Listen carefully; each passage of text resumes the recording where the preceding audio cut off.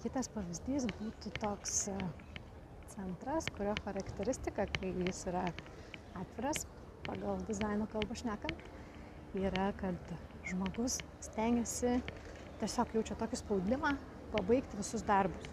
Būtent dabar ir čia, ir tarkim, tai gali net pasireikšti, kad aš plovu indus, greit viską reikia suplauti, susiruošti, kad tiesiog būtų baigta.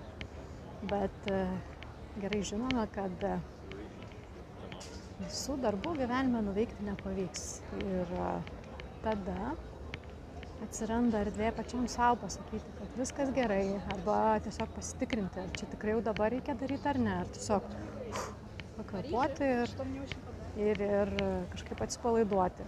Ir toliau daryti žingsnis po žingsnio. O iš kitos pusės, kai jau matom, kad žmogus makaluojasi, jaučia spaudimą, tai tie, kurie nejaučia, kurie turi priešingą charakteristiką, irgi gali kažkaip lengviau tai priimti, atlaidžiau sureaguoti, net ne tiek atlaidžiau, bet švelniau, suprantamiau. Ir kartu žinoti, kad jie gali kitą žmogų įvaryti tarsi tokias būseną, kuris jaučia spaudimą. Tik kai tai žinau, tada atsargiau komunikuoju ir iš karto gaunasi sklandesnis visas susikalbėjimas.